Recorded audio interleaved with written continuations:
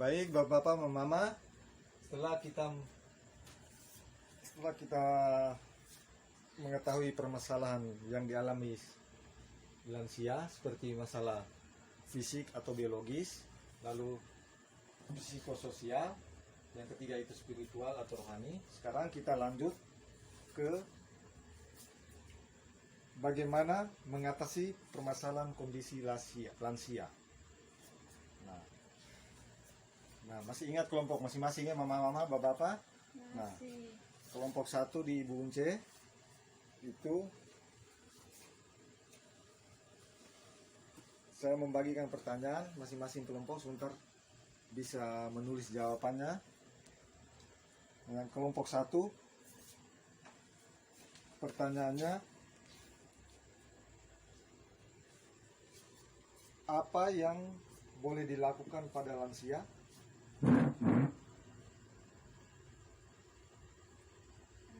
Oke. Lalu yang kelompok 2, apa yang sebaiknya dilakukan lansia agar lansia sehat dan bahagia? Itu Pak Yohan. Lalu kelompok 3-nya Ibu V, bagaimana menghadapi lansia yang sulit perilakunya? Jadi ibu-ibu bisa mencatat, bapak-bapak bisa mencatat jawabannya.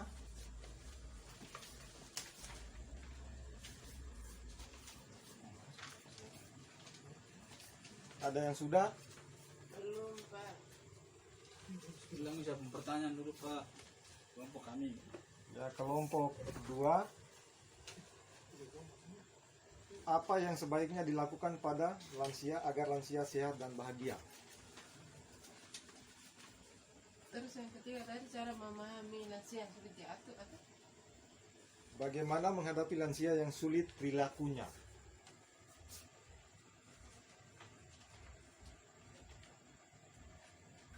Ada yang sudah bisa menjawab?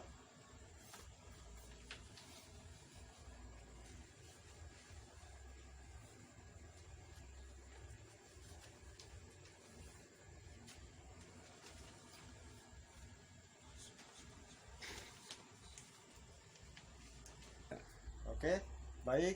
Dari kelompoknya Ibu Unce sudah bisa menjawab. Sudah, Pak. Yang boleh dilakukan pada lansia itu tidak boleh kasar. Kedua, saling mengasihi. Sudah, Oke. Pak. Terima kasih Ibu atas jawabannya. Yang berikut kelompok 2, Pak Yohan.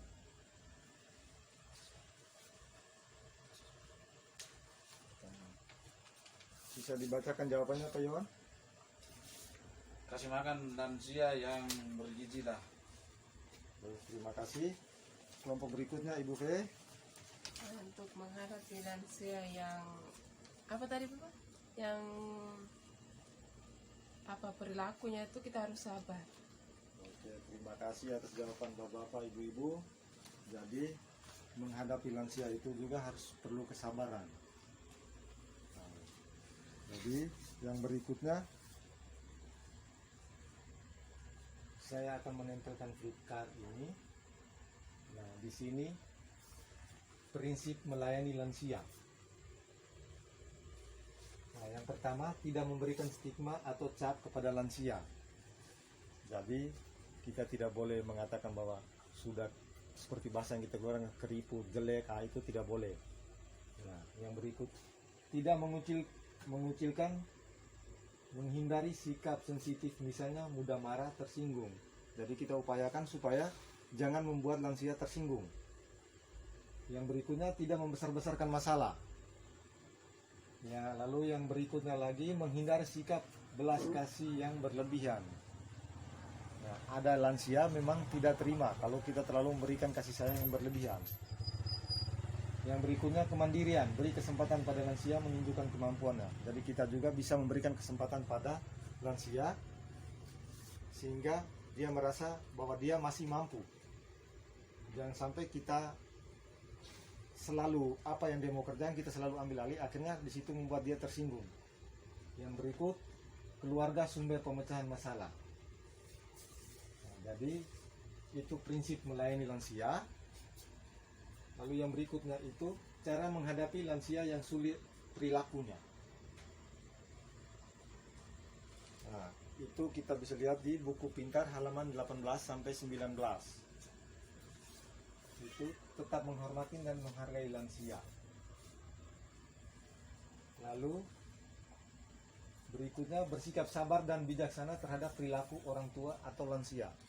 Jadi di sini kita selalu sabar menghadapi mereka. Yang berikutnya memberikan kasih sayang dan menjadi pendengar yang baik bagi lansia. Yang berikut melakukan pendekatan pribadi, misalnya dengan meminta nasihat pada orang tua atau lansia. Yang berikut, yang terakhir, beri kesempatan terhadap apa yang disukai lansia, termasuk kapan ia mau mandi, apa yang ia mau makan, apa yang ia mau kerjakan sepanjang tidak membahayakan dirinya. Jadi itulah cara menghadapi lansia yang sulit perilakunya. Nah, kita lanjut.